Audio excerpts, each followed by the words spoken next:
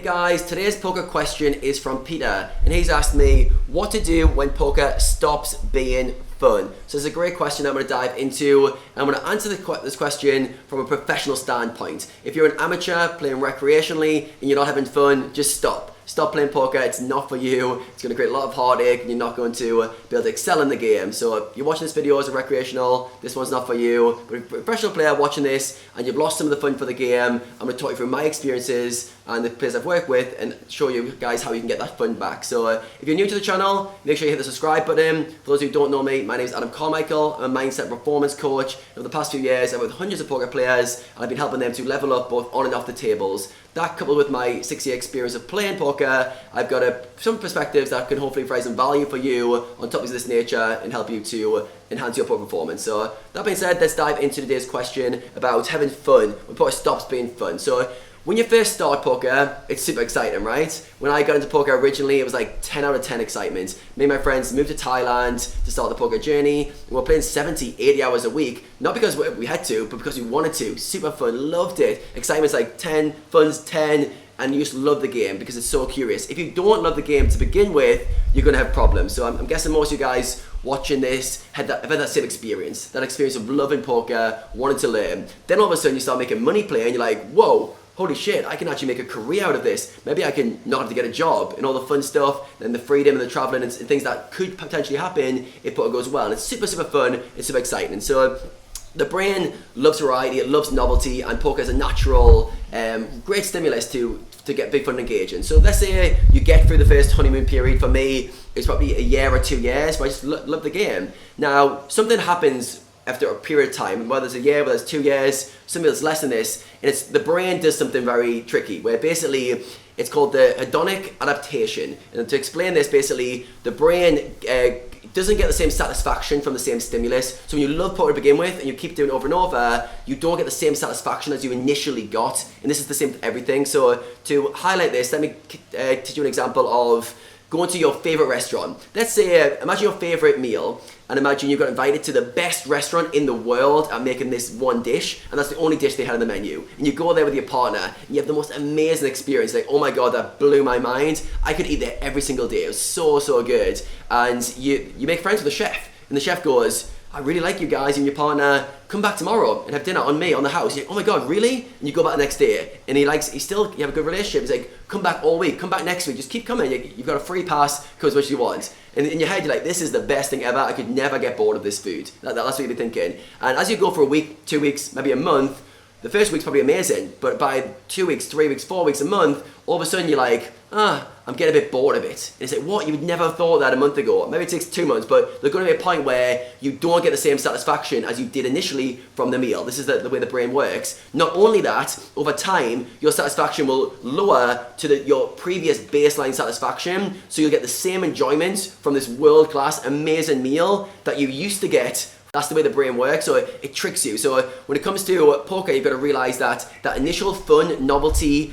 wears off over time. So what do? Do you just accept that poker can be fun? No, you don't. But I'm going to talk you through the kind of waves you go through as a poker professional and how you come out of them to continue to have fun, continue to have curiosity, and to make progress. So for me, first year, really, really fun. Second year, still super fun, but not, obviously it's on a downward trend, maybe from a 10 to an 8. And then year 3, I made some big mistakes and my fun went to a 3 out of 10, my third year. So what I did was I was playing heads up sit and goes. I made a fast progression from $15 through to $300 heads up sit and goes, and I did a lot of volume at the start of the year, through till April, May. And I made the decision at this stage to go for Supernova Elite rake back on PokerStars. At the time, this was worth $120,000 rake back on top of your profits playing the games. I was like, I've got to do it. So I mentally committed to this challenge, which meant playing 66,000 games over the course of a year. Now, over the summer months, social times with friends, the volume wasn't as good on PokerStars. So over the course of 3 months, I fell way behind, miles behind on this Supernova Elite rakeback deal, and I got to September with 4 months left, and I was like, oh my God, I need to play it almost every single day. So being stupid and naive, I decided, you know what, I'm just going to go for it, I'm going to get the rakeback deal, and I grinded for pretty much 4 months straight, some days off. I grinded on Christmas Day, Boxing Day, New Year's Eve, through till like pretty much the checkpoint. And I remember through that patch, I was hating poker. I was hating it. My friends were like, Adam, why are you doing this? I was like, oh, it's just for this rake back deal. And I made such a mistake because I lost my enjoyment of the game. And it was so obvious, like I was playing too much, I wasn't learning, I was just playing ABC poker, playing multiple tables, wasn't progressing, and my fun levels really, really dropped. And I started questioning, what the hell am I doing this for? Now, if I went back in time, like a year previously, and if someone had said, Adam, if you weren't enjoying poker, would you still play? And I would have been, nah, I won't. If it's not fun, I'll stop playing. But you end up in a situation where you start playing for money, you start playing for a living, you start playing it for your lifestyle, and the narrative changes a little bit. But I pushed it too far, and my fun completely went for that year. Now, after that year ended, and I got my rake back deal, I started to question my kind of relationship with poker and whether I wanted to keep doing it, because I really burnt myself out. And I said, if I do, something needs to change. And what was it? So by this time, I went from a 10 to an 8 to a 3 in my enjoyment. I say this time and time with players again. Maybe you don't go to a 3 like I did. Maybe you go to a 5 or a 6. But you're going to have a dip in your poker kind of fun experience. And that's generally when you're not having as much variety, not as much novelty. So what do? When you get to this phase when it's not as fun, you've really, really got to understand how the brain works, and you've got to give it what it needs. So the brain needs stimulus, right? So when the opposite of fun is boredom. So when you're getting bored of poker, you're generally playing the same games, playing the same strategy, not progressing. So the hack that you need to use to get yourself back engaged, which I used, so I'll talk through my story and a few stories of other people, but you've got to get curious again about learning and growing. So if the brain is bored, the kind of stimulus that's needed is to make it curious again and to learn and to provide new stimulus. So for me, in my 4th year, I realized, okay, I can't continue to do this. I can't continue to play high volume at the same stakes, clicking buttons. Other people can. For me, it was like killing me. So I decided to take on a new challenge, and I decided I wanted to play higher stakes. Higher stakes, 1, to challenge myself, 2, make more money, and 3, just to see what it was all about, see how far I could progress in poker. As soon as I made that decision to play higher stakes, I started learning again. I started getting curious. This was before solvers, so I started getting, going through database analysis, coming up with hypotheses, coming up with strategies that could exploit players, and I really got excited about poker again. My fun went from a 3 back to a 7, back to an 8, and I was actually really, really enjoying it. And I started shot taking the higher stakes and heads up sit and goes, which were the $1,000 level, and I started to really enjoy the process of learning the game and really getting that buzz back about getting better in poker. Now this is a very different feeling to when you first start. So you first start, you've got this initial, this is like so exciting, this is so new to me. That goes, you'll never get that back. You'll never get that novel stimulus back, but the stimulus of learning, getting better, growing, you can continue to cultivate that. So a lot of players end up stuck, the fun goes, because they stop learning, they stop growing, and they stop improving. If you look at players who've had long careers,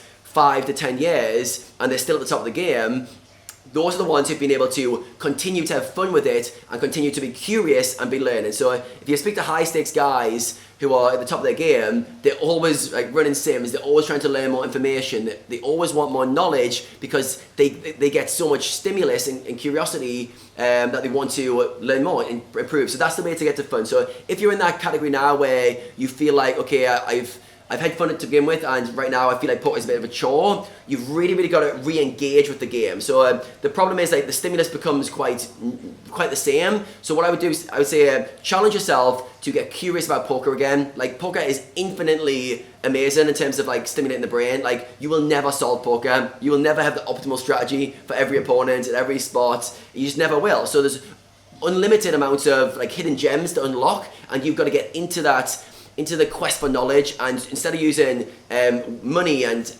novelty as your stimulus, you've got to use curiosity and learning. If you can get obsessed with learning, obsessed with being the best you can be, obsessed with learning more knowledge about poker and how to exploit players and learn your strategies and stuff, you'll always have fun. You'll always have fun with it because that's the gateway. So for Peter or anyone else watching, any professional players who are like say 2 or 3 years into your career, realize you're probably on that natural dip, which I've experienced with hundreds of players I've worked with. I'd say probably 70% of them have a dip of some sort in the fun and enjoyment of the game.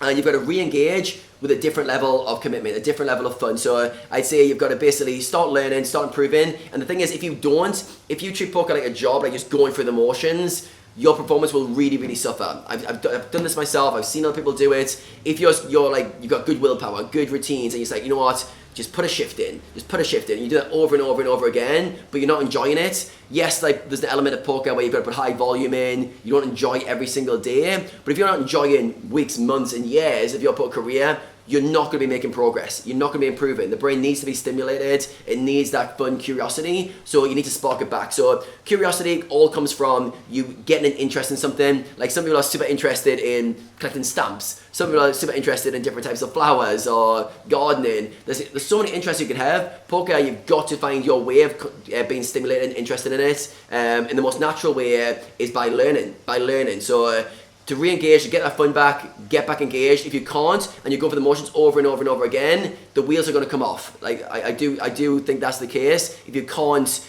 get that curiosity back, you will not put the work in. You will not study like the guys who are interested. If poker's work, and there's no fun, you're gonna burn out relatively to someone who's doing the same amount of hours, but they're treating it with fun. So it's your job to cultivate that curiosity, cultivate that excitement again, and to get to that next level. So just to recap, you're gonna start on a 10 for fun. Most players are gonna dip down to like, hopefully not as low as I went to a 3, but like maybe to a 5 or 6, and then you can get back to a 7 or 8 for fun if you get obsessed with learning, obsessed with improving. And sometimes it means taking on a new challenge. For me, it meant playing higher stakes than I'd played and going, Adam, go. Can you play higher stakes? Yes or no? And I didn't know. This was pre-solvers, so when I started playing high stakes, there was this like conception that the best players were amazing, and there was no way to kind of prove or disprove this because they just had strategies that proved successful over the period of time they'd played, but nobody knew what the baseline was. So I had to play these guys. I was like, are these good or are they not? So I picked the 10 best guys in my format to play against, and I was like, I'm just going to figure out if I think they're good or if they're not. And it became this massive